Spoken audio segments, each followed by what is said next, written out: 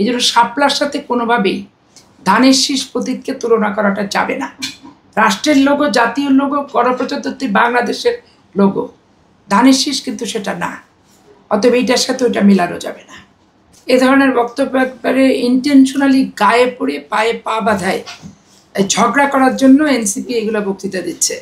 তার কারণ হচ্ছে যে শাপলা হচ্ছে জাতীয় প্রতীক, শুধু না, জাতীয় লোগো, বিডিআরের লোগো, আর্মির লোগো, স্পিকারের লোগো, রাষ্ট্রপতির লোগো এবং গণপ্রজাতন্ত্রী বাংলাদেশ সরকারের লোগো হচ্ছে শাপলা।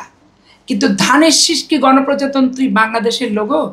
ধানের শীষ কি বিডিআরের লোগো? ধানের শীষ কি আর্মির লোগো? ধানের শীষ কি রাষ্ট্রপতির লোগো? ধানের শীষ কি স্পিকারের লোগো? এই জিনিসটা এরা বুঝতেই চাচ্ছে না। এরা বাধাবাধি করতেছে কোথায়? শাপলার যে চিত্রটা, ওই চিত্রটা শাপলা তো পানিতে হয়। এখন একটা ঢেউ দেখালো, ঢেউয়ের পাশে ধানের শীষ দেখালো, কিছু লতা গুল্ম দেখালো। এখন ওই হিসেবে ওরা ওই ধানের শীষের দিকে তাকায় আছে। কিন্তু কারুর সাথে প্রতিযোগিতা করে, কারুর বিরোধিতা করে, কারুর প্রতীককে ছোট করে, কারুর প্রতীক আমি না পেলে দেব না, এই ধরনের অ্যাটিটিউড এবং মন মানসিকতা, তারা যে নতুন বাংলাদেশের নতুন বন্দোবস্তের কথা বলে, সেইটারই কিন্তু প্রতিবন্ধকতা এবং তাদের বক্তব্যের সাথে তাদের বাস্তবতার কিন্তু মিল নাই। নতুন বাংলাদেশের বন্দোবস্তের প্রতিহিংসাটা পরিত্যাগ করতে হবে, রাজনৈতিক সহমত জাতীয় ইস্যুতে থাকতে হবে এবং নিজেদের মন মানসিকতা, রুচিবোধের যে পায়ে পা লাগায় গণ্ডগোল করার প্রবণতা, এইটা তো অতীতের ইতিহাস। নতুন বন্দোবস্তের ভিতরে এগুলো কিন্তু থাকা উচিত না।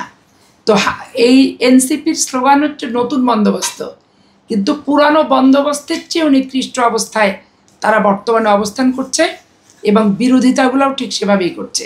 দেখেন, আমার সবচেয়ে খারাপ যেটা লাগতেছে যে ওই বিগত আমলের সরকারও যেমন যেখানে যা হয়েছে, যত দুর্নীতি বলেন, করাপশন বলেন, অপকর্ম বলেন, সব জায়গায় বলছে সাবেক ছাত্র দল বিএনপির সাথে জড়িত ছিল, বিএনপির লোকজনের সাথে ঘোরাফেরা করত, এইভাবেই কিন্তু বক্তব্য বিবৃতিগুলো তারা দিয়েছে। কিন্তু এখনও দেখা যাচ্ছে যে তারা, যেমন আমি খোলামেলাই বলি, মিটফোর্ডের ঘটনা, এটা লোমহর্ষক, সভ্যতাকে কলঙ্কিত করে এবং হৃদয় বিদারক একটা ঘটনা। কিন্তু দেখেন, একটা লোক, দুজনে বিএনপির মানসিকতা সম্পন্ন হতে পারে, কিন্তু তাদের ব্যক্তি জীবনে, তাদের ব্যবসায়িক লেনদেন, বন্ধু থেকে কিভাবে শত্রুতে রূপান্তরিত হলো, কিভাবে এত হিংস্র কার্যকলাপটা করলো, এইটা কি স্যাটেলাইট পদ্ধতির মাধ্যমে কোটি কোটি জনসমর্থন যে বিএনপির আছে, এটা কি তারেক রহমান সাহেবের স্যাটেলাইটের মাধ্যমে দিনের কর্মসূচি নিয়ন্ত্রণ করা কি সম্ভব? কি এনসিপিরই কি সম্ভব? তারা যে সংগঠন করতে যাচ্ছে, 64টা জেলায় ট্যুর দিচ্ছে, পার্টি অফিস ভাড়া দিচ্ছে, দপ্তরি নিয়োগ দিচ্ছে, কর্মী নাই, দপ্তরি নিয়োগ দিয়ে পার্টি অফিস খুলবে নিবন্ধনের জন্য, যে 64টি জেলা অফিস দেখাতে হবে, কিছু শর্তাবলী আছে, সেই শর্তাবলীর অংশ হিসেবে নিজেদেরকে যেতে হচ্ছে, নিজেদেরকে নিজেদের স্লোগান ধরতে হচ্ছে, নিজেদেরকে নিজেদের গুণগান করতে হচ্ছে, করে কোনো মতে একটা মিটিং করে একটা পার্টি অফিস, একটা দপ্তরির হাতে চাবি দিয়ে তাদেরকে আসতে হচ্ছে।